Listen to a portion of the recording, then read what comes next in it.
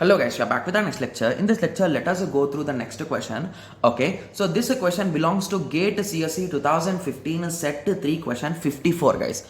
Okay, yes. So let us start. So the question is, consider the following C code. The code is given here and we need to print the output of that particular function, right? Yes, the particular code. Okay, yes. So hash include stdio.h. So we are having 3 different functions. So let us start with the global variable x. So here we are having a global variable guys, remember it, okay, yes. So the value of x in global variable, so I will be writing g here. So the value of x in global variable is a 10, got it, yes. So in main, again we are having int x, okay. So this is inside main, okay. So the value of x here is a 1.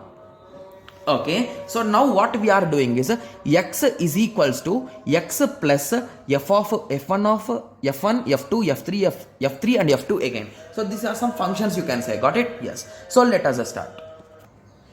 Okay, so let us continue. Sorry for that guys. Okay, so now in main the value of x is 1, right? Yes. So now what this equation is exactly doing guys? So it is doing 1 plus, okay, the value of f1, f1 function plus the value of f2 function plus the value of f3 function plus the value of f2 function again. Okay, so here we are calling 3 different functions, total 4 times, right? So f1 once, f2 2 twice, f3 once, got it? Yes. So let us start.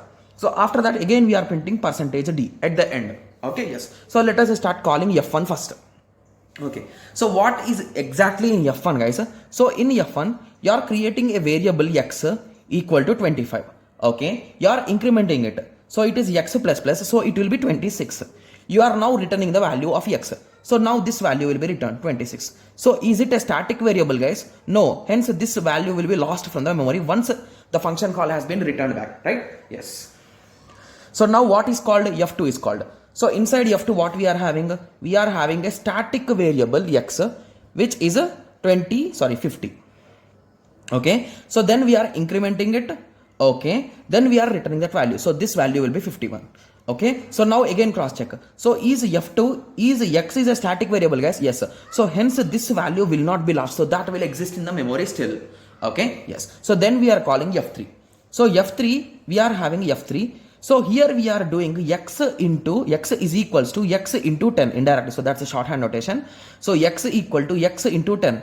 But in f3 do we have any x value guys? No. If it is not in f3, where it will check?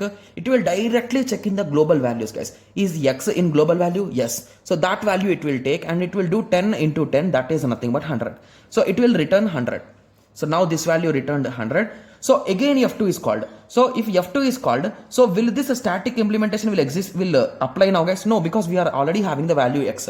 So it will just increment the value. It will do 52. It will return the value. So now this will return 52.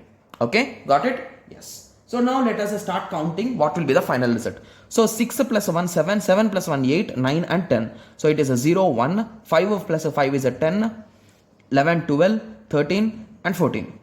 Okay, yes. So okay, so let me write it clearly. So I am even confused like what I exactly did. Okay, so this is a 10 plus a 5. So this is 20, 23. So it will be 230, right? Yes. So you can just calculate if you are still confused due to my calculation. So you can just calculate 52 1. So this is a nothing but 6, 7, 8, 9 and 10. So this you will be getting 1 here. So 5 plus 5 is a 10, 11, 12, 13. So 1 you will be getting 230. Got it? Yes. So the result will be 230. Got it? Yes. So I hope everyone got a clear idea on this question. So in the next lecture, let us continue with the next question. Thank you. Thanks for watching. Like, share and subscribe for more awesome videos like this. Thank you.